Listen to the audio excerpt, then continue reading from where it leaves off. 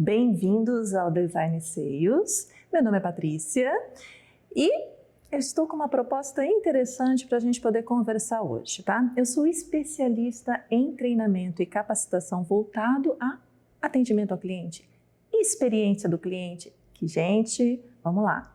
Vocês com certeza têm acompanhado o mercado, o quanto que a experiência do cliente determina o sucesso de uma venda. E não só o sucesso de uma venda, determina a tua produtividade, determina a busca por resultados. Enfim, a gente está aqui para trabalhar um pouquinho sobre isso.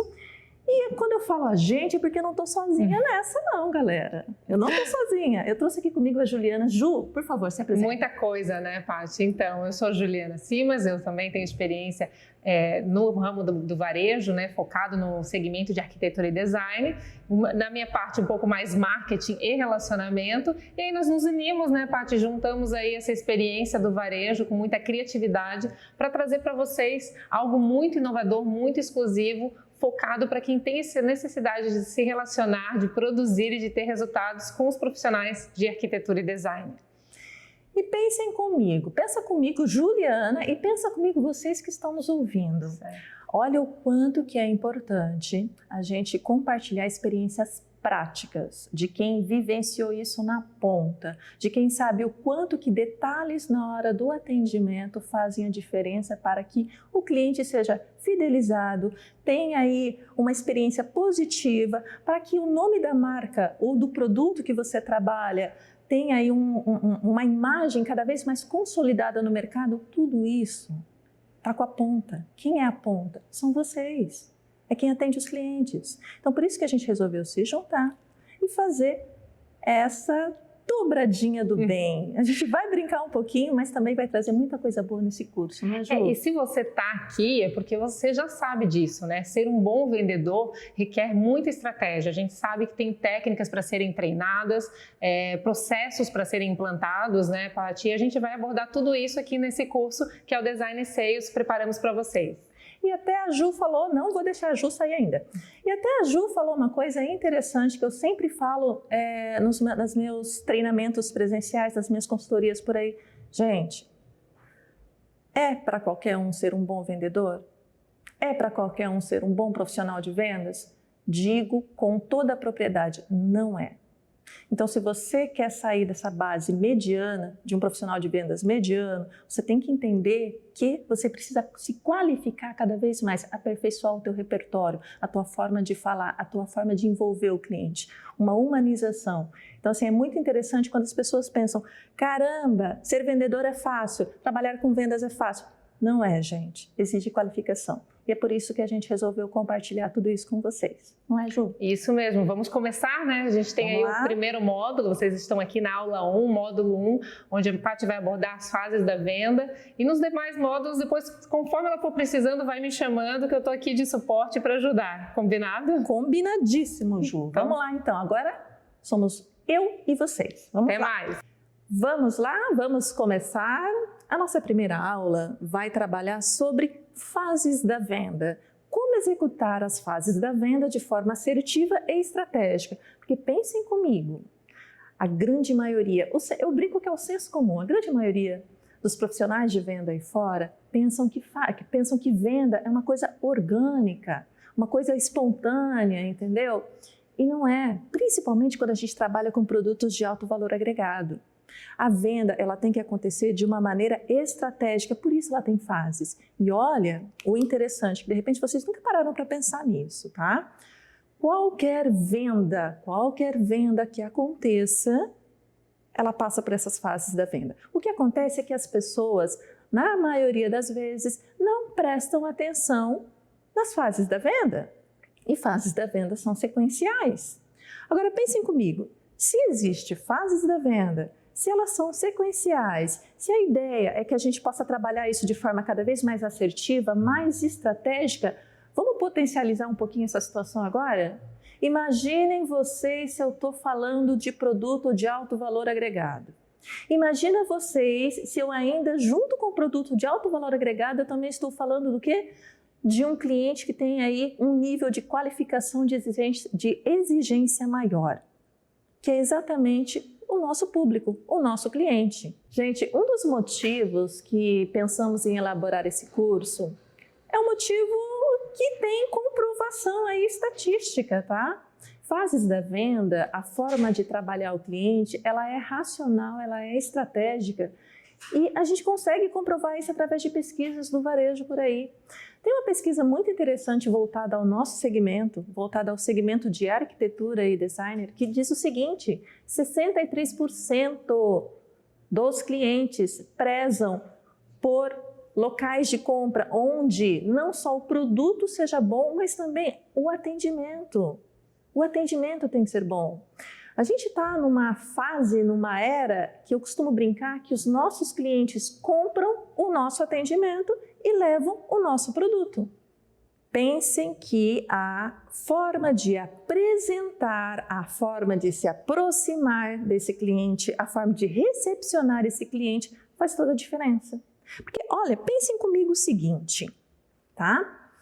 Se já num primeiro momento um cliente chega para que eu possa atendê-lo e eu não consigo criar uma simpatia, uma empatia com aquele cliente num primeiro momento, como é que eu vou conseguir trabalhar uma forma de desenvolver essa venda a ponto de eu entender quais são as necessidades dele, como é que eu vou trabalhar o meu produto, como é que eu vou negociar a parte burocrática da venda, que toda venda tem, que é o que é preço, valor, forma de entrega, pagamento. Como é que eu vou trabalhar isso se no primeiro momento eu não conseguir que o meu cliente se sentisse agradável da forma que eu abordei, da forma que eu recepcionei ele? Então, a primeira fase, normalmente as pessoas chamam de abordagem, mas eu vou brincar aqui com vocês, tá? Eu não gosto desse termo abordagem. Eu acabo sempre compartilhando com o meu público a aproximação. Por quê? Porque a gente está trabalhando com pessoas, seres humanos. Eu tenho que entender que aquele cliente que acabou de entrar ali na minha loja para que eu possa atendê-lo, não é simplesmente um cliente que eu quero vender, não é só mais um número, é uma pessoa, é um ser humano. Então eu tenho que trabalhar uma forma de aproximação com esse ser humano. Então a primeira fase da venda é a aproximação e não necessariamente a abordagem. Eu brinco que quem aborda é polícia, não é o nosso caso, tá? A gente está brincando aqui de uma forma, a gente está pontuando aqui de uma forma bem estratégica a forma que você vai começar a tua venda. Então assim, pensa como é que você vai se aproximar desse cliente. E outra, preste atenção como é que esse cliente se aproximou de vocês. Como é que ele entrou na loja? Porque existe também uma linguagem não verbal, que a gente vai falar isso ao longo dos próximos cursos. Então assim, como é que esse cliente se apresentou para você? Como é que ele entrou na tua loja?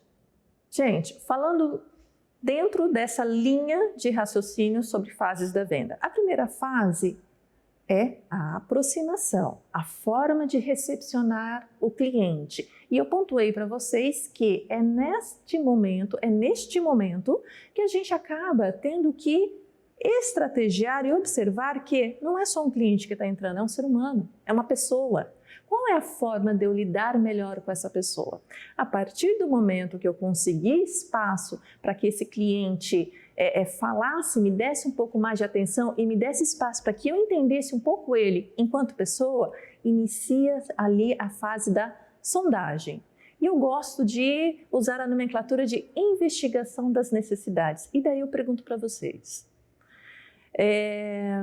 investigar necessidades do cliente. Uma das coisas que eu trabalho muito aí com as minhas turmas é o seguinte: a gente é pago para quê? Nós que somos profissionais de vendas, simplesmente para vender o produto ou para criar soluções para nossos clientes? Pois é para criar soluções para nossos clientes, principalmente quando esse cliente tem outros clientes, que é o caso de arquitetos, designers. A gente precisa trabalhar de uma forma a entender qual é a necessidade dele, qual é a expectativa dele, o que ele precisa para o projeto dele, como é que o meu produto vai se enquadrar naquele projeto, naquela necessidade dele. Aí sim, eu estou criando soluções, eu estou agregando valor ao meu atendimento. E isso tudo inicia com o quê? Com a investigação das necessidades bem feita. Falamos sobre sondagem, falamos... Na realidade, como eu falei, não gosto da palavra sondagem. falando sobre investigação das necessidades do cliente. E reforço, por quê? Porque eu tenho que enxergar o cliente como um ser humano, eu tenho que humanizar essa fase. E agora eu vou fazer uma brincadeira, lembram da Juliana? Lembram, né? Eu vou fazer uma brincadeira agora, vou pedir para a Juliana me ajudar nessa brincadeira para ficar ainda mais fácil para vocês entenderem o quanto que é importante essa fase da sondagem. Por quê? Essa fase de investigação das necessidades, por quê? Porque eu tenho que fazer também perguntas inteligentes. Eu vou explicar melhor isso, tá bom? Então a Juliana vai entrar aqui para me ajudar agora. A brincadeira vai ser a seguinte: eu, Patrícia, sou uma profissional de vendas e eu trabalho numa loja de móveis soltos, mas não se trata de qualquer móvel, tá? São móveis de alto padrão. E a Juliana? Olá, voltei. A Juliana voltou. A Juliana vai me ajudar por quê? Porque a Juliana ela vai entrar na minha loja e eu vou atendê-la, tá bom? Essa brincadeira vai ser composta por 2 takes. Take 1, take 2. Então a gente vai brincar. Take 1. Ju, por favor, entra na minha loja que eu quero te atender. Momento atriz, vou lá. Vai lá, Ju. Olá, tudo bem? Boa tarde, tudo bem? Boa tarde, tudo certo. Como é que eu posso te auxiliar? Eu tô procurando uma poltrona para minha sala. Nossa, Juliana, você veio no momento... Gente, a Juliana veio no momento certo na minha loja. Eu tenho aqui opções de poltrona maravilhosas. Poltronas assinadas por designs maravilhosos, com diferentes acabamentos. E a gente pode utilizar em... Nossa, eu não sei para que a Juliana quer. Mas enfim, ela veio no momento certo para poder atender ela. Não é, Juliana? Acho que sim, né? Juliana, era isso. Take 1, muito obrigada. A gente vai voltar para o take 2 agora. Juliana, por favor. Olá. Oi, tudo bem? Tudo bem, e você? Tudo. Como é que eu posso te auxiliar hoje, Juliana? Eu tô procurando uma poltrona para minha sala. Por quê? Take 2, parou. Juliana, muito obrigada. Era só isso que eu precisava. Gente, tchau. Agora eu vou explicar a brincadeira que eu fiz aqui, tá? Take 1 e take 2. Qual vocês acham que é a melhor forma de atendimento? Opa! Deduzo que vocês vão achar que é o take 1, que pelo menos eu falei mais, né? Mas, gente, pensem comigo. Na primeira opção ali de atendimento, eu falei muito sobre o meu produto. Eu não olhei para a Juliana enquanto cliente. Eu não olhei para a Juliana enquanto ser humano. Eu não olhei para a Juliana, para as necessidades que ela queria. Eu simplesmente foquei no produto que eu tenho. Eu tenho poltronas que acabaram de chegar, poltronas lindas, maravilhosas, e que eu quero vender essas poltronas para você, Juliana. Eu não me preocupei com ela.